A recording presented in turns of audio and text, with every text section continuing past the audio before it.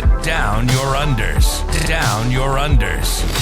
Review and dissection of content from some of the sharpest minds in the game. Hosted by Adam Camilleri. Art of War.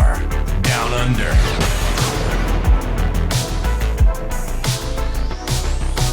Hello, ladies and gentlemen. Welcome to this episode 135 of the Art of War Down Under podcast. I am Adam Camilleri.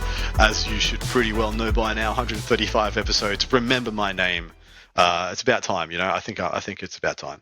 I'm joined by a gentleman who is growing on me and should be growing on you. I think he's one of the premier gentlemen and also one of the premier players in our great scene. He is from the land across the pond from where I am now. His name is Vik Vijay, and he's part of a bunch of different very notable teams and places and podcasts, but I will leave those to him. Hello, mate. Welcome to the show again. Oh, Adam, thank you for that introduction, and it is a joy to be on here again. So tell us, where may people know you from? And if they don't know you from those places, where can they find you? Sure. So me and David Gaylard, we run a podcast called Fireside 40K, which is probably our most accessible content. But if you were to kind of see us, we are on a number of different kind of podcasts and shows, and we both play for a team called Dice Down. Dave plays for Team New Zealand, and I play for Team England in the WTC.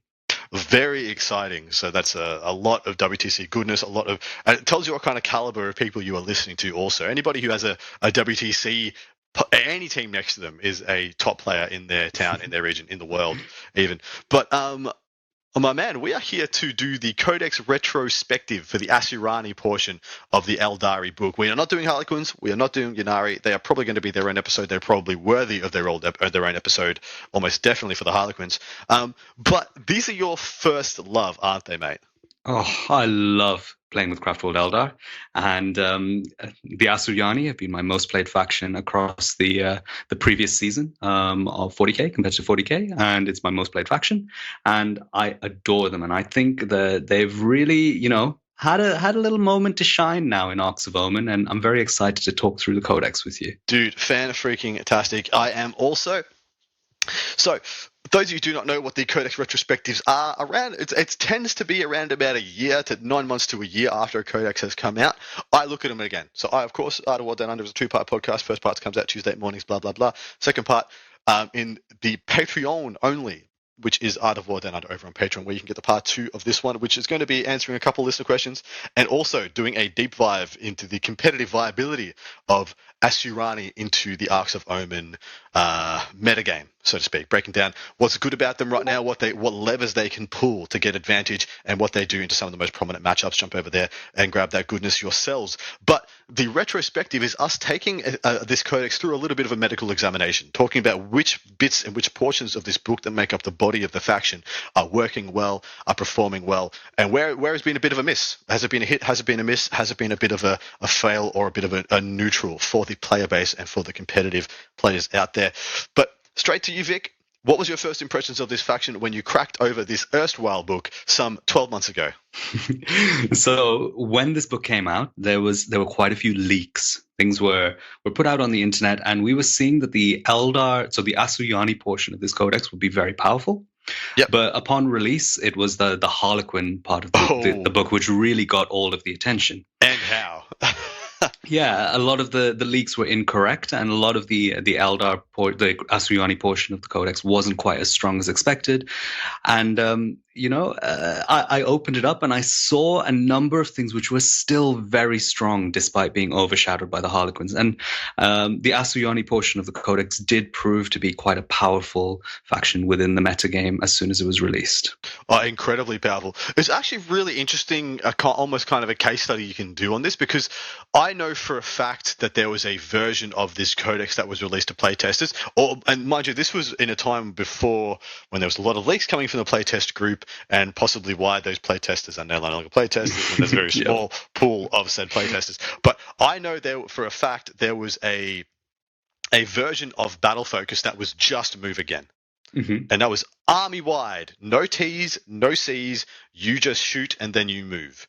And the playtesters lost their minds and I think leaked it on purpose to possibly create some public uproar to get it changed, because I think that would have overshadowed the Harlequins at the time. But the fact is, because that stuff was so busted and so broken, that is why Harlequins got past the keeper. No one was paying attention to them. No one even saw them because of some of how busted some of these things were. Is that your recollection of stuff? Yeah, I think so. I think there was potentially a point during the playtesting process where the Asuryani bit got nerfed and the Harlequins bit got buffed. Yes. But they kind of maybe messed up the Harlequins bit a little bit.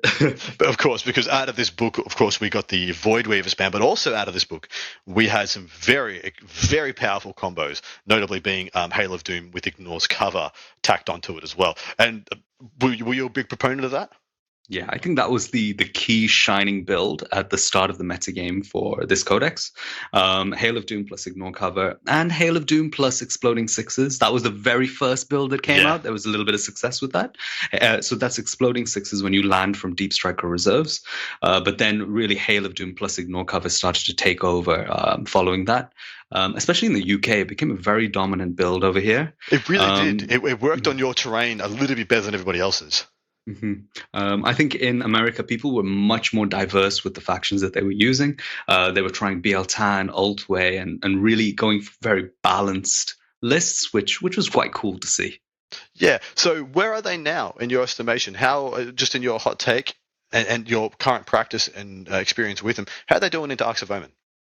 Oh, I mean, I could talk for an hour on this, on Craftworld selection. What a coincidence. That's what part 2 will be.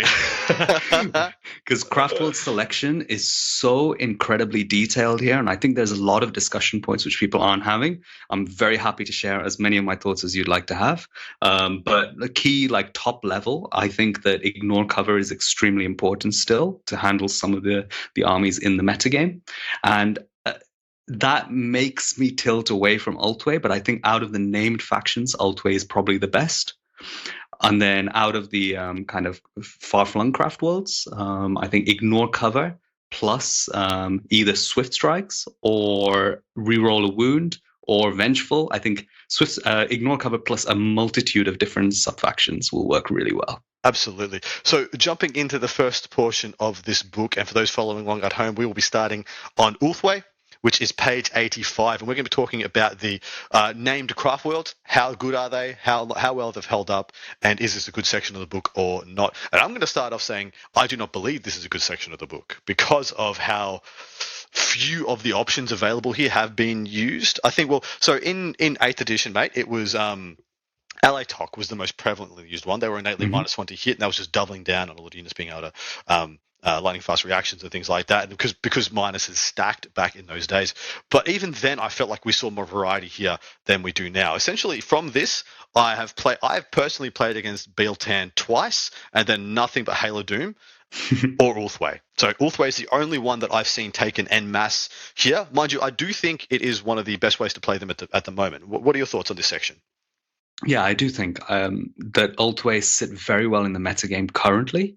I would argue that during the time when Hail of Doom plus Ignore Cover could be played, they were miles better than Altway. Way better. And despite whatever the figures might show in terms of representation, that was much stronger than Altway. But now, I think Altway has a lot of incredibly good strengths that work well in the meta. To my mind, it is a question between, do you want to play a more reliable and better spread secondary game, which in case I think you play Ulthway, or do you want to just damage check and stats check your opponent off the table, in which place I think you play Hail of Doom or an Ignore Cover combo, right? Yeah, I think the Ghost Helm of Ali Shazir, which is their relic, is the key defining feature of this subfaction, because it allows you to kind of play a psychic secondary every single game. Yeah, regardless of what your opponent's playing, like unless maybe it was old Tyrannus, but they've gone by the wayside. So yeah, I do think Ulthway just gives you the ability to auto play a psychic secondary versus just about anybody. Maybe T-Suns is a pain in the ass, but the only other one that I'd say is a fringe pick from the main craft worlds is Sam Hine. I've seen that taken to quite a few team events, especially by Simon Gorkovic, one of the Australian WTC winners. He's been playing a little bit of Simon here and there, and I look at those lists and I find them quite exciting. I look at them. What are your thoughts? Is that a fringe pick for people? Yeah, I think Stephen Box has taken it to some success over in the UK as well. And I think fundamentally, Eldar can be played in a way that is pure Alpha Strike. And you can do that either with same hand or with one of the kind of purely melee tech far-flung Craftworld options. And I think that's a valid way of playing it. You really apply the pressure, and it's quite fun as well. Ynnari is exactly the same. Exactly right. So I think it is mostly a fail, unfortunately, because of how few of the main build craft worlds there are. What? How many pages here? 1, 2, 3, 4, 5. There's 5 pages here, and literally I've seen one of these pages played by the player base en masse. But we're going to jump over to the far-flung craft worlds, and there's actually way more of this that is activatable in the current meta, especially than the previous pages. Tell us about what the combos here are here at the moment, and is this a good section for the Craftworld players? So I think almost all of the combinations that people will use will involve ignore cover. And then the second option, I think, is most likely going to be Swift Strikes. And Swift Strikes is very, very interesting.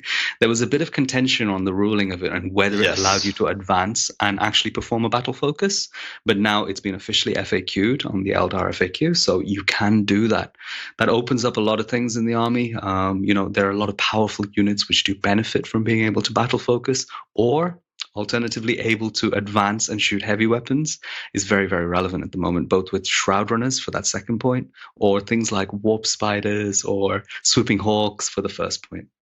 Yeah, absolutely right. I've seen quite a few variations as well. Like, is it Children of Cain? Is one that I have seen. Hunters of Ancient Relics even is one that I have seen. We can shoot without actions failing, but I do believe you're spot on. Any combination needs to come with ignores cover.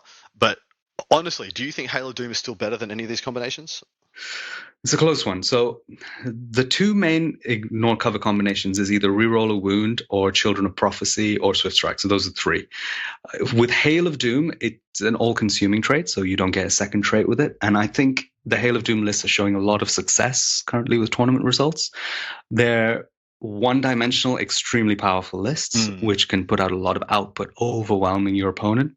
Personally, after testing it, I think it's a very, very close call.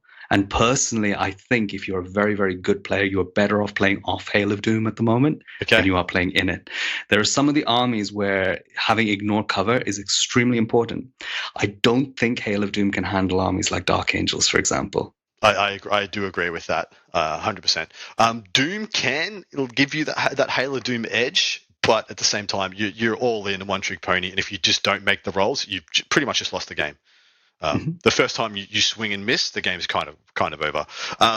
Question for you: is Hail of Doom and Ignores Cover the best build your own faction power? So is it the most powerful build your own faction combination we have ever seen?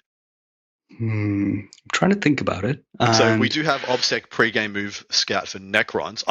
That is more powerful than Necrons. It's more powerful for Necrons than Hail of Doom Ignores Cover is for Eldar. But I feel like anybody would take Hail of Doom and Ignores Cover in their army if they could. Just about. Maybe not think Dark Technomancers was more powerful on release. That is correct. I was wondering if you'd find the one in a million. That is the only one. Perfect. Well done, brother. That is the only one that I've ever seen that could even be said to be more powerful.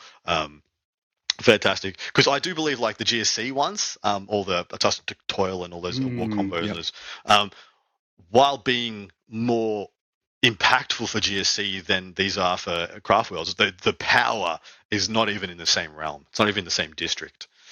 So that is one of the best parts of this book, is the fact that the build your own Craftworlds are still providing winners, even about a year after its release. Jumping into the stratagems, mate, tell us about this section. What is cool about it? What is good about it? And is it good or bad? So I think the Eldar stratagems are extremely flavorful, and I think it's very well defined by some of the movement stratagems. Fire and Fade is probably the most defining stratagem for the Eldar Codex. Absolutely. Yep. A 2 CP to move any unit 7 inches is very, very powerful.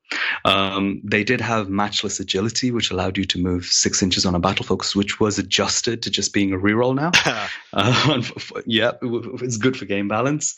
And we also saw some output stratagems. In particular, Blade Storm was probably the most widely used one. 1 CP for exploding 6s in any shuriken weapon is really, really strong. I think we're going to start seeing people use more variety of stratagems that weren't so popular before. The Shroud Runner stratagem for wire weave grenades is really powerful. Really good, man. Really, really good. So I think people are going to start using that. People are going to start using D cannons a little bit more now that Swooping Hawks have got a little balance update. And the way the meta is, that profile of weapon is quite powerful. There's 3 stratagems for that. There's full rerolls to hit, 12 inches around a ranger unit. There's reroll 1s to hit because it's a guardian unit, and Ultway have a +1 to hit stratagem. So very powerful suite. Yeah, really good complementary bunch of strats there. Only one I'd add to the bunch is that on release there was a bit of a problem stratagem, and it wasn't any of the movement related ones. Eldritch freaking Storm was destroying people's souls. What has been this thing has been nuked out of existence, right? Essentially, it works now like some of the garbage orbital bombardment stratagems we've got, where you pay a bunch of CP and then people just move away from it and nothing happens, right? Yeah, unfortunately, it got significantly knocked, but it was probably the first extremely powerful orbital bombardment kind of stratagems. It really which was. happened in the same turn. I think that was the really distinctive feature about it. I wanted it to be like different. Like you didn't add damage, you added range to it. Like for every psyker that you added onto it, you increased the range of the bubble, and then people could try and move out of it. But if you got big enough, they just couldn't. Rather than adding mortals and mortals and mortals and mortals onto it, which always just felt insane. Realistically, they probably should not have even included anything like this in there and just save themselves the hassle. But it essentially doesn't exist anymore, unfortunately. Well, in all honesty, GW should just give up on that style of freaking stratagem and just let them die. Let it go. It doesn't. They've never done anything, and anytime they do more than nothing, they're broken. So. Just let it die. But there's also great ones in here. There's Phantasm, there's Forewarned. There's, funny enough, I remember getting slapped around by Linked Fire a couple of times in the early days when Fire Prisoners would come out because they were ignoring Invuln was all the freaking rage back then. It was very few armies that could do it on such powerful units. I think only the Hammerhead. There's also really powerful stratagems both for Phoenix Lord getting back up and Forewarned as well for an 18-inch Auspex scan, which is very powerful. Really, really good. I think the stratagems are an absolute banger in this book for Craftworld. I think they're an extremely powerful section of the book. And moving on, next up we have one of the other best parts of this book. It is the Exarch powers. You want to tell people how this works? Oh, Exarch powers are really cool. So when you buy an Exarch power, so Exarchs are essentially the leaders of your units, and when you buy an Exarch power for a leader, they gain a different benefit. It's either +1 ballistic skill, +1 weapon skill, +1 ballistic skill, or +1 attack, and they all gain +1 wound. And each Exarch power can only be taken once in your list, and there's some really, really powerful ones in there. And some units are defined purely on the Exarch powers. For example, Striking Scorpions, Crushing Blows, being able to auto wound with an Exarch is probably one of the most powerful Exarch powers that we have access to. I don't know, are there any other kind of real highlights that stood out to you? Which is the one that lets the Banshee Exarch have like 12 attacks or whatever? So the Banshee Exarch will have 10 attacks with Mirror Swords regardless of what Exarch power they take. Okay. But one of the Exarch powers allows it to be damage 2 rather than damage 1. That's what it is. Very, very powerful. Very powerful. And a big one which we might see more of now is with Hail of Doom not being so popular, Swift Strikes being really popular, there's a Warp Spider Exarch power called Web of Deceit, which allows them to do a Swooping Hawk style battle focus where they can redeploy anywhere on the board once per game. So a big unit of Warp Spiders auto advancing 6 with a Fate dice and with Swift Strikes, then able to battle focus and bounce out, is kind of an alternative replacement for Swooping Hawks with a much higher output for the points. The only other one I could say it's bad touched me is actually the Burning Heat Fire Dragons one, where they just auto wound on a hit within 9 of their target. And so a lot of the times you can go first, Phantasm your Wave Serpent up, and then just move, get them out, advance, and then just get within 9. On the weekend, I lost a Dread Knight to just like 2 of these dudes. Getting within 9 and auto hitting, just iced him. So that is one that's bad touched me recently. But I can say that a lot of these have hurt me over time. Of course, which one was the Swooping Hawks? It was Ringed Evasion. Swooping Hawks don't have such a great one. They kind of function more on that relic the Exarch relics, that's which are right. quite interesting. That's what I was looking for, and you're right. It's a relic.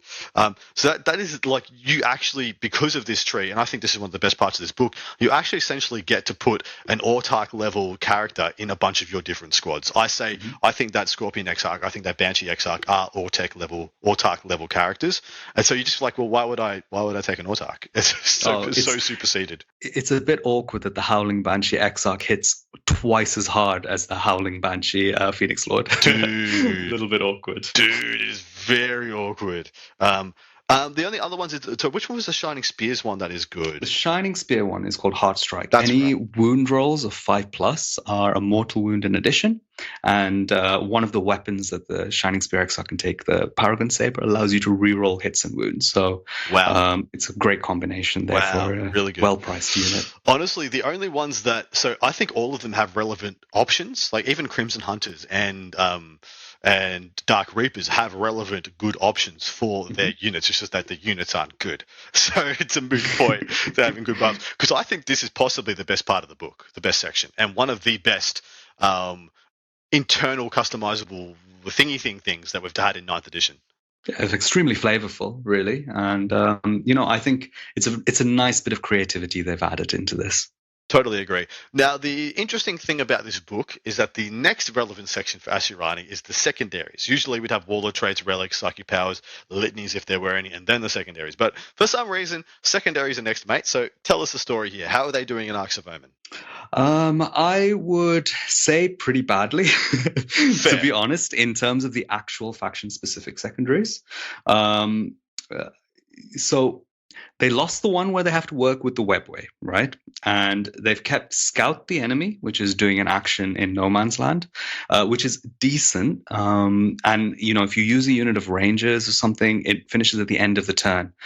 And if you go into the opponent's deployment zone, it's 4 points. It's quite high on points there. But you have to sacrifice a lot of Ranger units. They're not particularly cheap for this role. And also it competes with retrieve battlefield data in this section. So I think retrieve battlefield data is easier for Asuryani to build into. Wrath of Cain is very good if you have a lot of aspect warriors, but I think people are maybe not running a high enough quantity of aspect warriors to be able to make the most of this. What is the third one? Scry Futures, isn't it? So that's a psychic secondary where you do an psychic action on an objective for 3 points. I think this one still comes up in any of the 6 objective missions. So say you're on Tide of Conviction. I think that's quite a good setup. Dawn of War, 6 objectives to be outside of deny range and still get Scry Futures rather than Warp Ritual. There you go. I think that was a very good rundown and TLDR of that. So you're interesting to take is you're seeing the comparison between the Rangers and the R&D, and you think the R&D is easier to get on average? 100%, because now that you have free strategic reserves, you can play small units of anything out of strategic reserves, and that really helps, particularly putting Dire Avengers in and just doing 6-man Dire Avengers, grab R&D in 1 quarter and go for it. The other big thing is the way the Arcs of Omen detachment works. It's very easy to add Harlequins to your list, and they're very, very good at finishing off the final R&D at the end of the game because they can jump back into the sky. Absolutely. And of course, you mentioned Dire Avengers because they're one of the few things that can do an action and still shoot without any support. So good stuff there. Next relevant section, we have the Relics section. And I got to say, I need to point out here that you and this faction contains the one and only pistol freaking relic that has caused me any grief in the last 2 editions. We're talking about Kurnoff's Bow, which is range 18 pistol 3, strength 5 -- and anytime you successfully wound a target, you take a mortal wound. Why is this good? But why have we not seen it in a while? Oh, I mean, I'm still running it in my latest list. But yeah, Kurnoff's Bow is pistol 3, and it's very good because it's a shuriken weapon. So it synchronizes very well with Hail of Doom. Any 6 to hit in Hail of Doom is a 6 to wound. There's also a relevant warlord trait where any 6 to wound is an additional mortal wound. So if you get a 6 to hit or a 6 to wound with the Kernos's bow while you have Hail of Doom, it's 2 mortal wounds instead of normal damage. So that could be 6 mortal wounds there. If you hit Bladestorm as well for exploding 6s on the hit rolls, you could pump that up even more. So quite a lot of mortal wound output all of a sudden from one character. And the big thing is Asuryani have access to Fate dice to auto make hit and wound rolls into 6s. So extremely powerful. Absolutely right. What are some other gems from the relic section? So there are a few other good ones. I think Sunstorm is very relevant. Sunstorm is an Asuryani biker model, and they replaced their jet bike with the jet bike called Sunstorm. It moves a base move characteristic of 20 inches, so they can auto advance 26 inches, and they have OBSEC, which is very, very powerful for Eldar. Falcho's Wing allows an infantry model to gain a movement characteristic of 12, and also if you fly over an enemy unit on a 2+, they take D3 mortal wounds. I think this is a bit underrated. People are using it in Ynnari to some effect with Autarchs. The other one, which is good, but again, we probably see it in Ynnari, is the Phoenix Gem, where when a model is destroyed for the first time, you roll a d6 on a 2+. It comes back up at the end of the phase. And that's a big one because the Yin Khan can jump in the middle on that one. The only one I think I've seen before is I think it's the Weeping Stones, where you roll additional, when you roll an additional Strands of Fate dice, and people are comboing that with Wolfway to pretty much just get everything they want from that mechanic. You roll 7 and keep 5. It's crazy. And then you have whatever rerolls for Eldrad or other Farseers, which is, I think, just kind of... You're just playing on, like, fixed dice at that point. You're just playing a fixed game. But I think the Relic section is quite good. And then we have the Baby Relic section, which is the Exarch relics. Of course, the Phoenix Plume being the most notable of those. For the majority of the time this Dex has been out, that's been a Super Hawk Exarch for a 4+ invulnerable save rather than a 5+, and then a 5+ Feel No Pain on the unit. I mean, I have never run that, Adam. Really? I've never taken the Phoenix Plume once. Really? But all the way through my time of running Hail of Doom and Ignore Cover, I did pay the CP to get 2 of these relics. And the 2 I always got was Crone Scream, which is a Howling Banshee Exarch. You do D3 plus the number of charges that you made. So it's a minimum D3 plus 1, mortal wounds on the charge. And Kane's Lance on a Shining Spear Exarch, where on a 4+, you do D3 mortal wounds and you apply Fight Last. See, I have been really impressed with Kane's Lance, and I've always been frustrated by the Plume. I've never really cared about the Crone Scream. I've always... The units either was going to kill me anyway, or it did like 2 mortals. So it's interesting you rate it because, and also it just always seemed to be a 1 use only, because who's these people who are just letting Banshees make charges from the other side of the table? It's like, guess I'll let those live, you know? It's usually you've lost pretty horrifically if they make it to another turn. The actual output of the Eldar melee units is not great relative to the points costs of the units. That is true. And these little things, which add a small amount of extra damage, is usually what can tip them over to doing enough damage on a reliable basis. And that's the main thing Eldar sometimes struggle with, reliably finishing off targets without overcommitting. So I really like the ones which do a bit of extra damage. Yeah, I can see that. And of course, Swooping Hawks have been dealt with, so to speak. So I think you're really onto it with the 2 that you take that are worth it right now. Overall, I think the relic section is good. I don't think it's an absolute banger, but it's very competent and it's got quite a bit of depth. Do you agree? Yeah, weak but cool, I think, is probably the right way of looking at it. That's a great way of saying it. None of it is like, this is obviously the best one, never not take this one. But there's a lot of little bits of goodness in there. Onto the Warlord traits. Tell us the story here. These are bad, aren't they? Let me actually get them up because no one ever takes them. You're terrible, mate. They're not... Yeah, I mean, Seer of the Shifting Vector used to be so good in the previous codex, giving you some reliability on psychic cast with a reroll. Now it's just gaining command points on a 6, which is okay, but not really worth spending a CP on. No, it's not. Yeah, it sucks. I mean, Ambush of Blades for the additional point of AP as a command phase buff is okay, but again, not seen in Asuryani, seen in Ynnari. And the only one that's relevant is the Mark of the Incomparable Hunter, which is the one we talked about with the Kernos's bow. That's the only one that I have paid any attention to. The fact is, this is one of the crappiest Warlord trait sections in all of 40k. It's not even... There's a couple down there, but this is easily top 3 worst Warlord trait sections. Yeah, in fact, this is one of the reasons that I like Ulthway a lot of the time, because their traits just take it, because it's just better. I can't remember what it is. The Ultway one, Fate Reader, is really good just for the keeping an additional strands of fate dice, which is so powerful. They can let you have the fifth dice. So jumping down, we've had our first absolute stinker of a section, and we're about to follow it with a banger, because we're up to the psychic trees. And so these are the runes of fate and the runes of battle are the ones we're referring to. I have zero complaints about either of these sections. They've been good for like a decade. Yeah, they're really cool, and this is it's one of those things with Eldar. Like, how many psychers can I take in order to actually get access to as many as I want? Because they're pretty much all good except for Mind War in Runes of Fate. Correct. Theoretically, you could take all of these and not be unhappy, but then you look at how much of your list you're giving up to take all of these, and you're like, wow, I could have so much more army. Yeah, it's a tricky one. You look at it from an offensive perspective and you're like, okay, so if I put, Jinx for -1 save, Reveal so you don't get a cover save, Guide, Doom on this enemy unit, and I shoot it with my unit, then yeah, obviously you're going to die. But how many points and how many attempted psychic tests did I just put into that? Correct. And then that unit that you pulled out, maybe you fire and fade it, or use some other, durability strat or lightning fasted and all of a sudden that combo just went to exponential resource investment.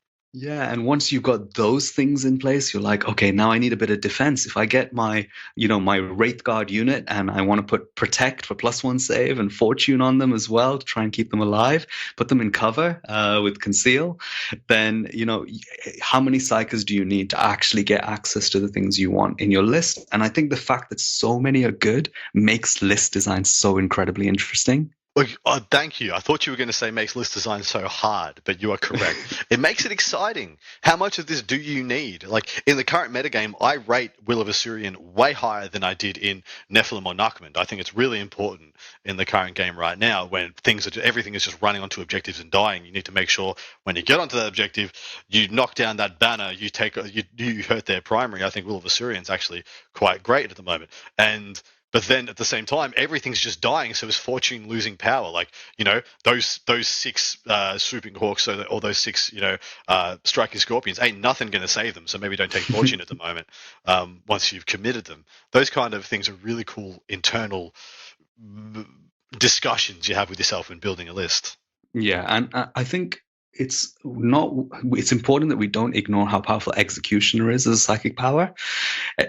Executioner not requiring line of sight and being 18 inches and doing sometimes 2d3 mortal wounds is very, very important for this army to continue to apply pressure, at least I found in my experience. And when you combine it with other psychers that are, throwing a smite here, you've got an allied Shadow Seer also doing Mirror of Minds through the wall, you can really put a lot of pressure onto the enemy while staying safe. And that's really Eldar's MO. So my only issue with it is that you rarely have a fate dice for it, and it's a 7 to cast.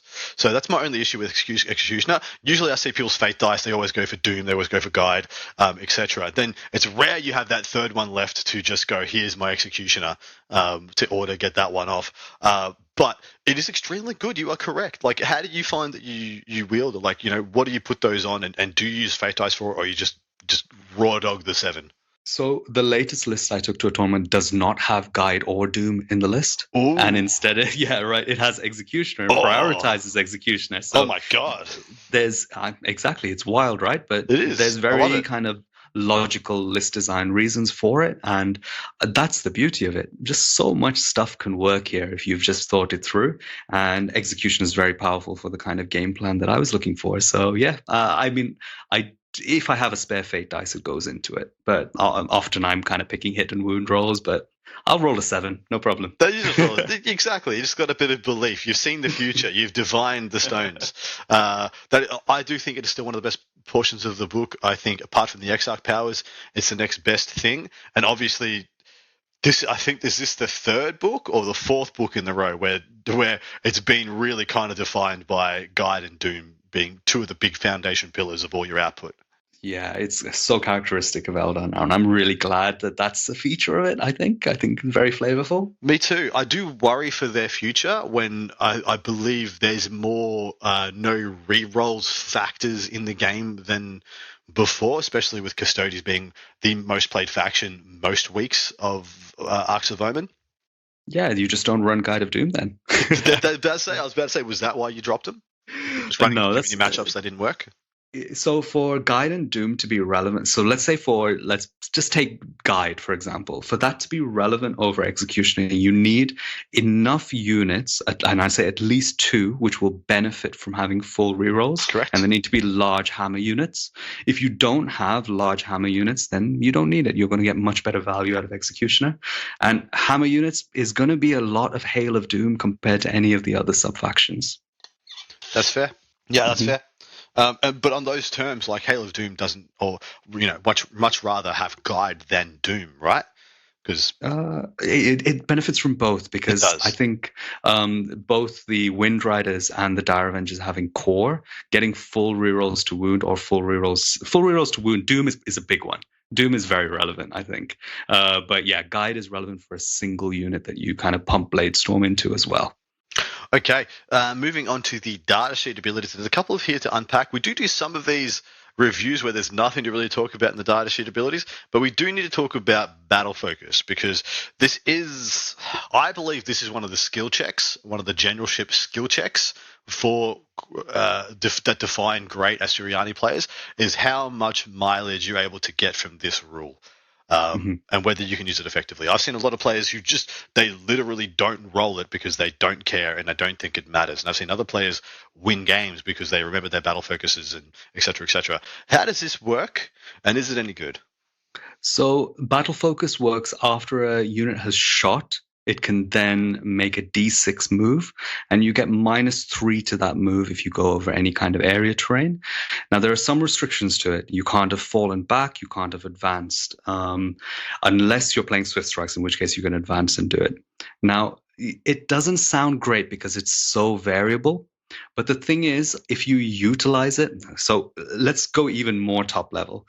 Aeldari is playing on limited resources, and you need every single resource to activate. The resources become even more efficient when you can activate them twice, and that's where the defensive stratagems like Fire and Fade and Battle Focus come into play.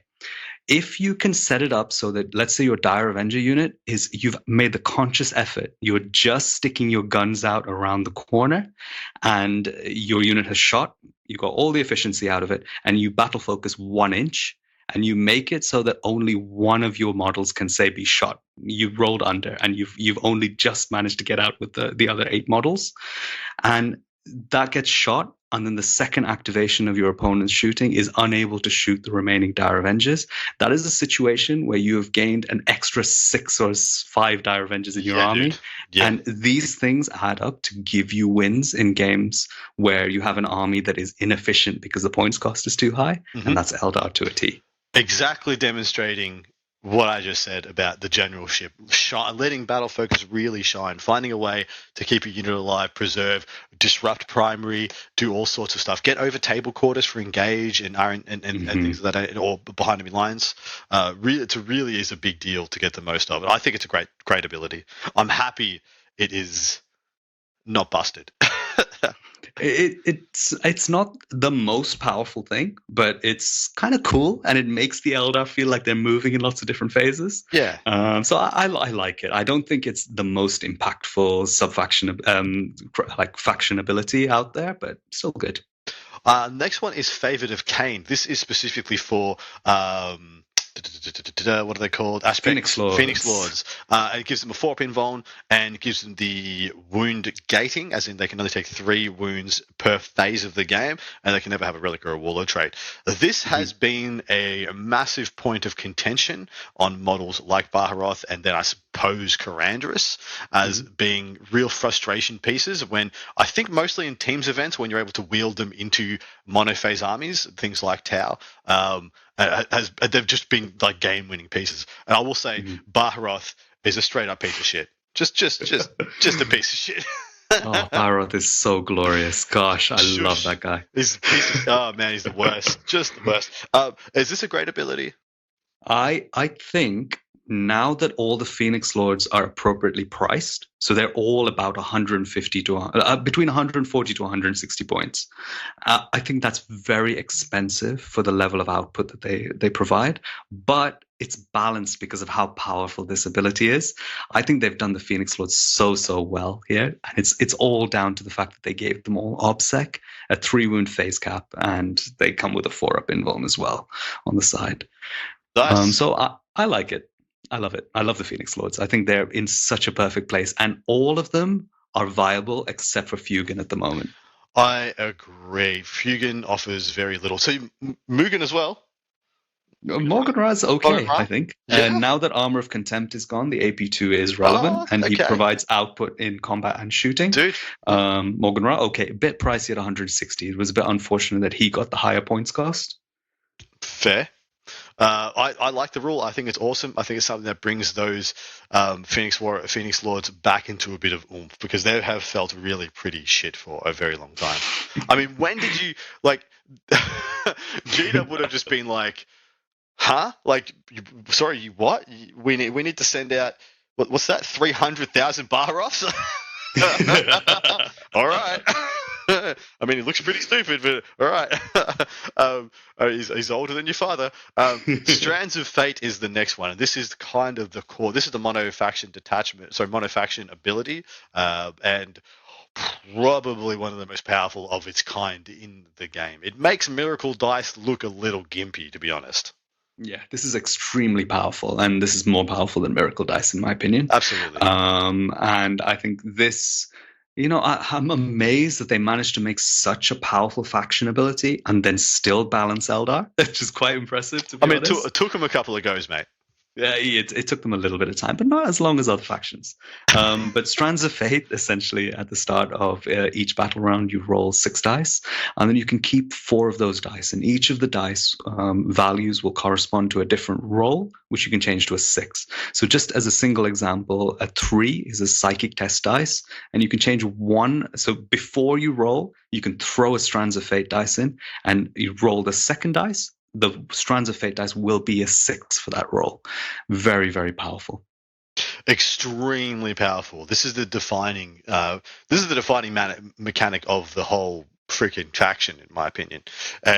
This is what you'll live and die by. This is the reason, like we said, that Orthway can just play a psychic secondary versus damn everybody, because you can just make sure you have a 6 to drop.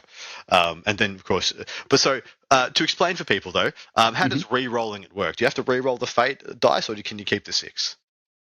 So I've been playing it as you reroll both dice. Correct. So you lose the Strands of Fate dice on a reroll. But I've also been playing it that if you, let's say, roll your psychic test and you re-roll the psychic test, on the second reroll, you can throw a Strands of Fate dice into it. Oh, okay. If you want to. I haven't thought about it from that. That doesn't come up very often, though. Haven't thought about it from that side, but I do think your first interpretation is 100% correct. If you want to re-roll and you've already used it, you have to re-roll both dice. The same for charge rolls, etc. You needed an 8, used a 6, rolled a 1. Well, you got to re-roll them both and go for the 8, which is different from Miracle Dice, where you keep the Miracle Dice still in there. Correct. But yeah, I think this is a phenomenal mechanic. But I have to tell you, in my dice game, I genuinely do not like that these mechanics exist. I don't like the Miracle Dice mechanic. I don't like the Fate Dice mechanic. I don't like that I play a dice game and you play a certainty game. I don't think that is a fair and equitable system. And I'd much rather the GW does away with anything that gives certainty, and that we always have a variable in every interaction. That being the 6-sided dice. They should have something. They could easily have something equitable with something different. I'm just stating, I hope there are none of these in 10th edition, because when one person is playing with certainties and one person always has a variable, it just feels bad. So I would say on this one, Adam, as a competitive player, both are very competitive players, having this kind of consistency in your rule set immediately means that this army will kind of benefit high skill play and planning. Correct. You've removed the variability, and you can then kind of guarantee certain plans come together if you can see and make the plans, which is why armies like Sisters and Eldar, which are fragile with these mechanics in place, are so incredibly rewarding for high skill play. That's true. But you can find your rewards elsewhere. Dig deeper, aim higher. No, it's fine. It's fine. And I'm totally fair to be corrected or be incorrect with that. That's just my personal opinion. That's how I like my dice games. I like the dice to matter. But honestly, in my opinion of 9th edition has been the dice have never mattered less than they have in 9th edition. Everyone just has enough dice to accomplish whatever task they require accomplishing. It's very, very few times where I feel like I haven't got enough damage to kill the thing I need to kill, if it's only one or two things. And likewise for everybody else. So jumping down to the data sheets, my lad, how are these holding up? You said a couple of times that it's quite a flimsy, quite a fragile army, and I do think some of the data sheets are on the weak side compared to contemporaries, especially compared to possible contemporaries in even Dracaris, let alone Harlequins, or possibly even other fragile armies. Like you mentioned Sisters as well. Go. I think the external balance of this codex based on its data sheets is quite poor. I think it is a little bit weaker on the data sheets, but I think the internal balance has become very good now that the points have been adjusted correctly in a few different places. So I would make an argument that almost all of the aspect warriors are almost on parity in terms of balance. And there's a lot of kind of incentive to take the first of each aspect warrior unit. For example, the first Howling Banshee unit is usually more powerful than the second or third. Same with the first Striking Scorpion unit. Same with the first Shining Spear unit. And then there are other units like Warp Spiders getting, being 22 points to Swooping Hawks 25 points. And 22 points puts them at a point cost where, a unit of 6 is about 150 points with upgrades. So is a unit of 5 Fire Dragons with a Fire Pike and extra damage on the Fire Pike.